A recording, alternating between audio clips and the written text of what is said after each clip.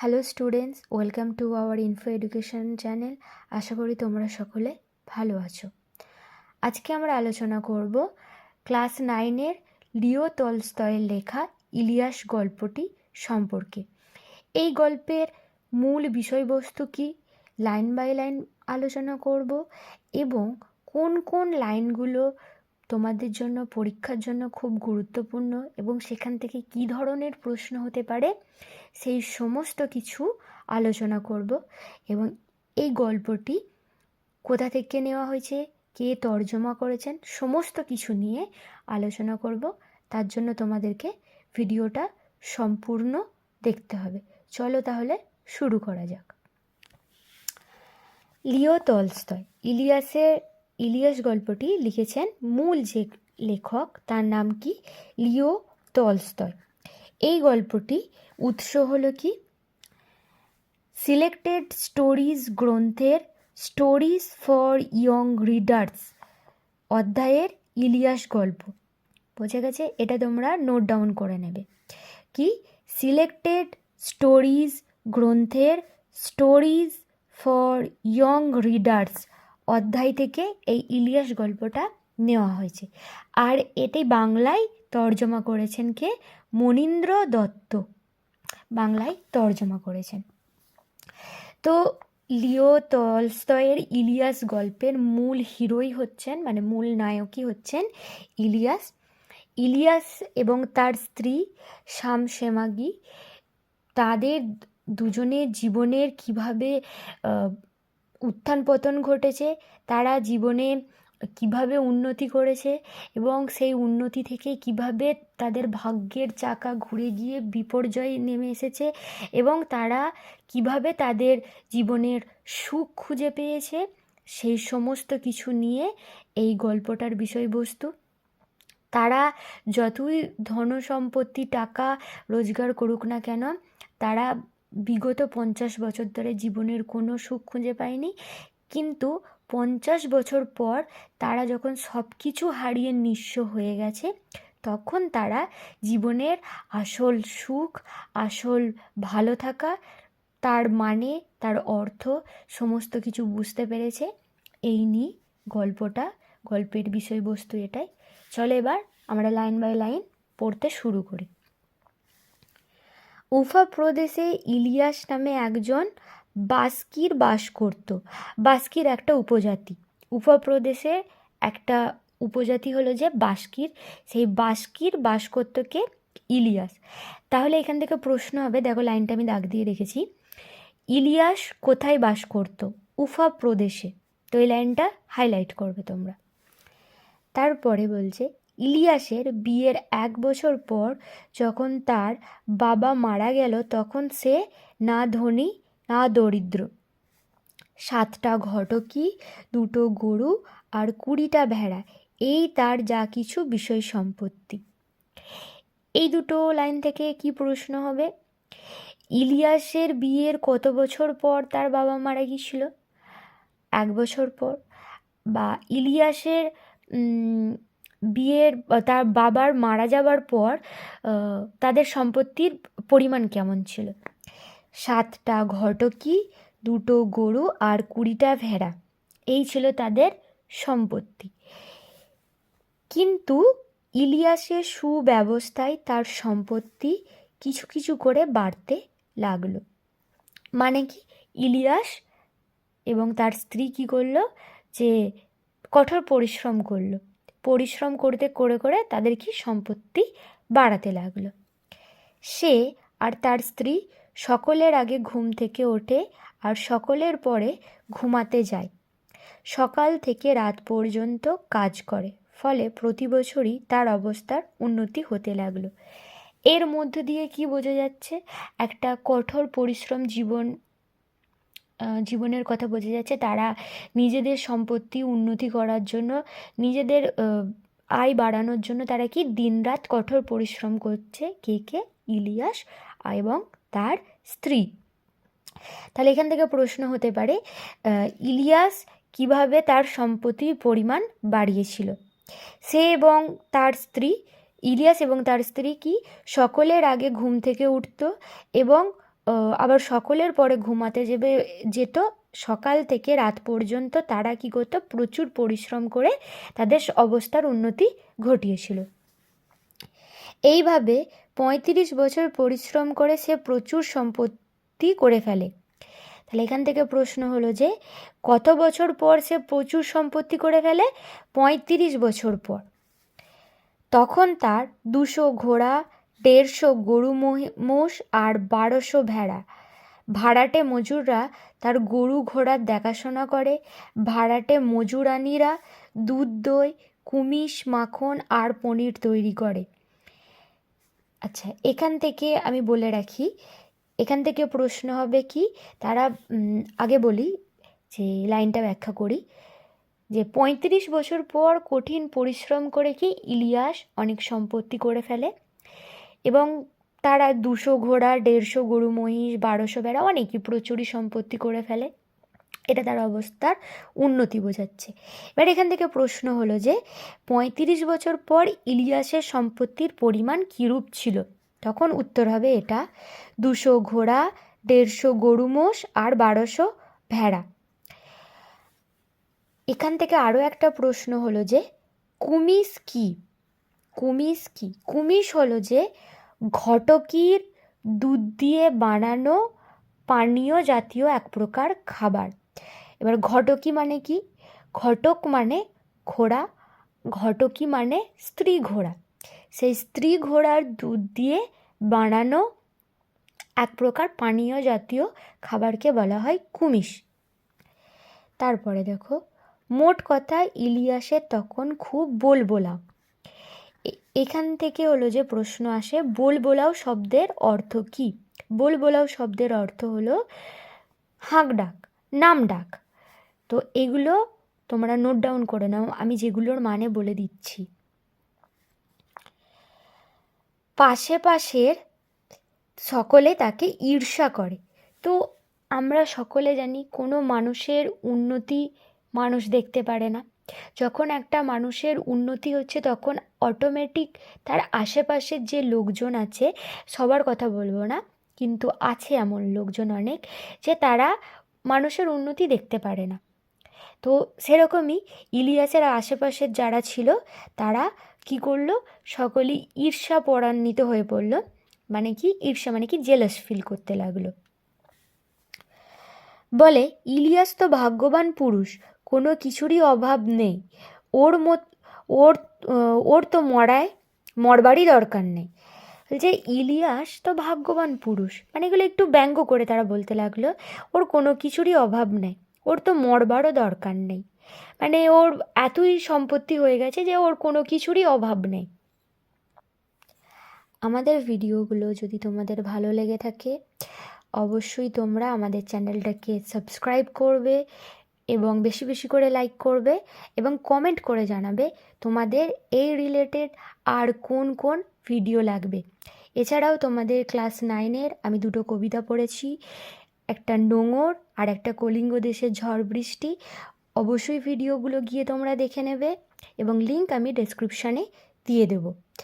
আর তোমাদের যাদের আরও এছাড়া বিভিন্ন বিষয়ের নোটস, প্রশ্নপত্র কিংবা সাজেশন লাগবে তারা আমাদের ওয়েবসাইট ইনফো এডুকেশন এই চ্যানেলে গিয়ে তোমরা ভিজিট করতে পারো। সেখানে গিয়ে তোমরা সমস্ত সুযোগ সুবিধা পাবে। আমি লিঙ্ক ডেসক্রিপশানে দিয়ে দেবো। ক্রমে ভালো ভালো লোকের সঙ্গে তার পরিচয় হতে লাগলো। দূর দূরান্ত থেকে অতিথিরা তার সঙ্গে দেখা করতে আসে। সকলকেই স্বাগত জানিয়ে সে তাদের ভোজ্য পানীয় দিয়ে সেবা করে। যে যখনই আসুক কুমিস, চা, শরবত আর মাংস সবসময়ই হাজির। অতিথি এলি একটা বা দুটো ভেড়া মারা হয়, সংখ্যায় বেশি হলে ঘটকিও মারা হয়। এখানে কি বোঝা যাচ্ছে যে ইলিয়াসের একটু নাম ডাক হয়েছে। ইলিয়াস এবার কি করছে যে আশেপাশের মানুষজন তার এলাকা ছাড়িয়েও তার আশেপাশের মানুষজনের সাথে তার পরিচয় হতে লাগলো। দূর দূরান্তের মানুষ তাকে চিনতে লেগেছে, কারণ ও বড় ভালো মানে বড়লোক টাইপের হয়ে গেছে, ব্যবসায়ী হয়ে গেছে। তো তার জন্য ওর বড় বড় মানুষদের সাথে ওঠা বসাও হচ্ছে। তার বাড়িতে যখন আসতো অতিথি সেবা সে খুব যত্ন করেই নিত। ইলিয়াসের 2 ছেলে 1 মেয়ে। তাহলে এখান থেকে প্রশ্ন হবে ইলিয়াসের কটি সন্তান? 2 ছেলে 1 মেয়ে। সকলেরই বিয়ে হয়ে গেছে। ইলিয়াস যখন গরিব ছিল ছেলেরা তার সঙ্গে কাজ করত, গরু ভেড়া চড়াতো। কিন্তু বড়লোক হওয়ার পর তারা আয়েসি হয়ে উঠল।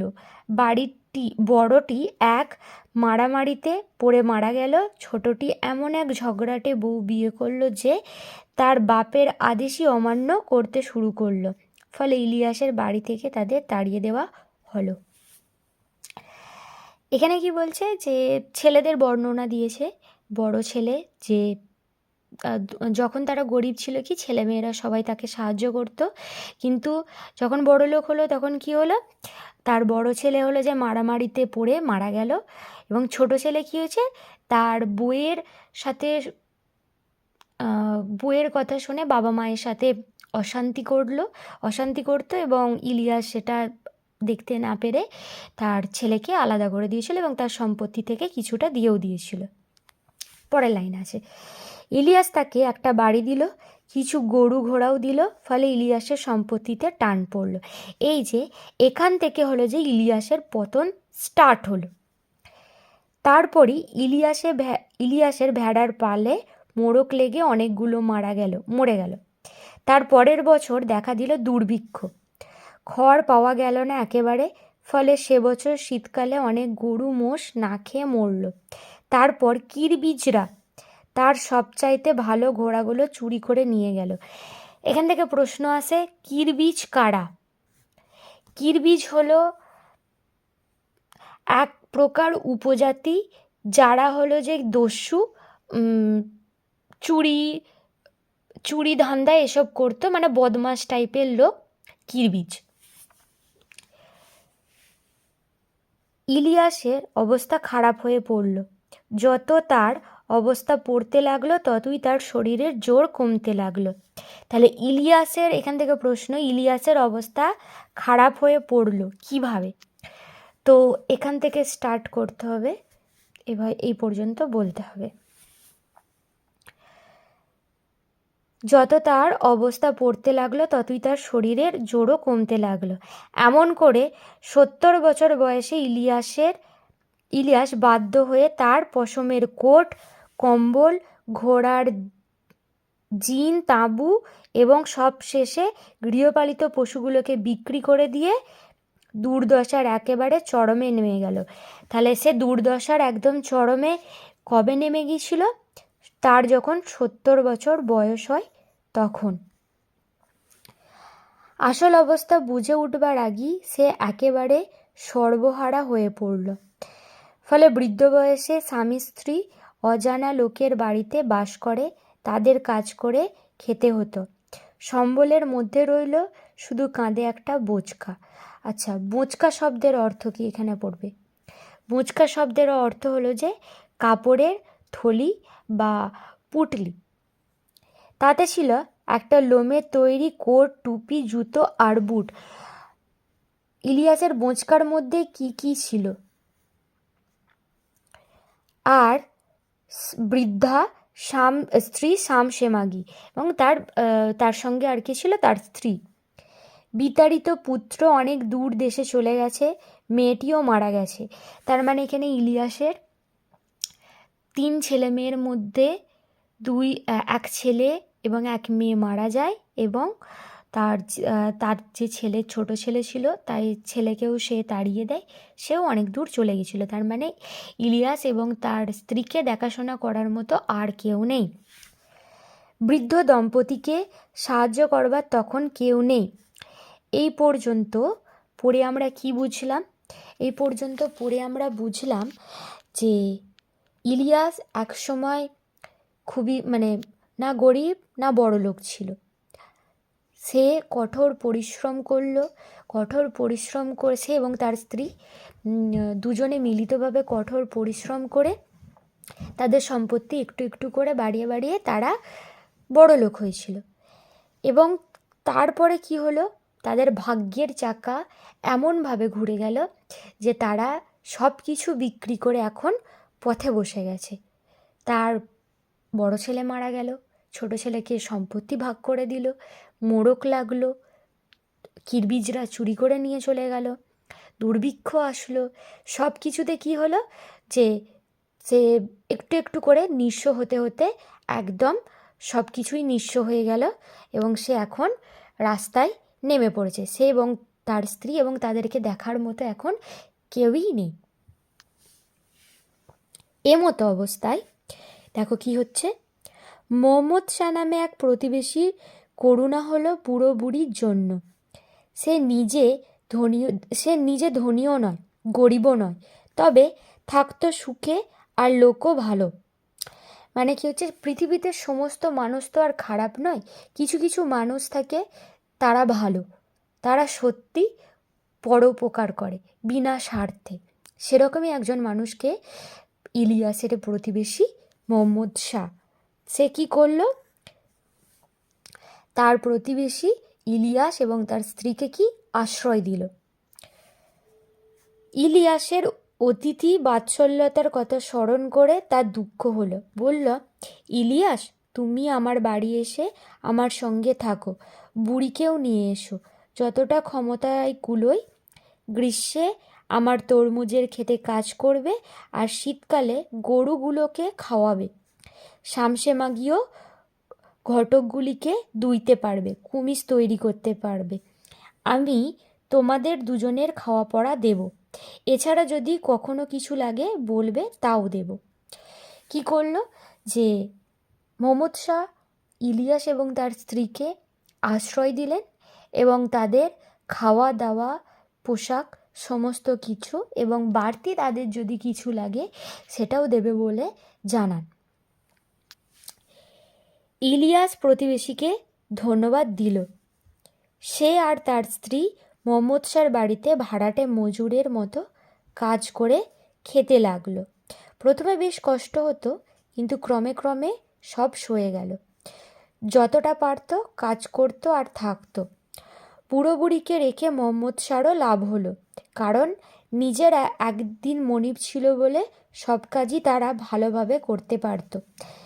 এখান থেকে প্রশ্ন আসতে পারে যে ইলিয়াস এবং তার স্ত্রীকে রেখে মোহাম্মদ শাহর কীরূপ লাভ হলো। সে লাভের জন্য তো রাখেনি, মানবিকতার খাতিরে রেখেছিল।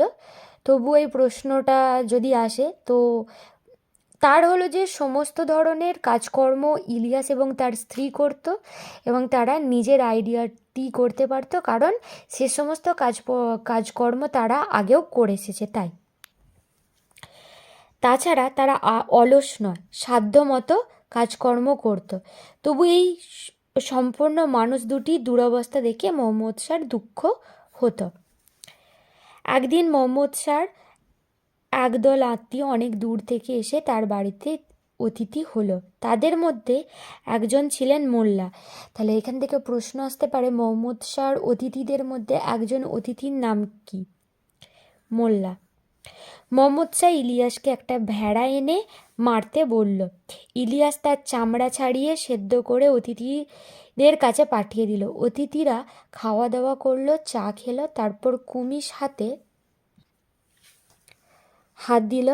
মেঝেয় কম্বলের ওপর পাতা কুশনে গৃহস্বামীর সঙ্গে বসে অতিথিরা বাটি থেকে কুমিজ পান করতে করতে গল্প করছিল। এমন সময় কাজ শেষ করে ইলিয়াস দরজার পাশ দিয়ে যাচ্ছিল।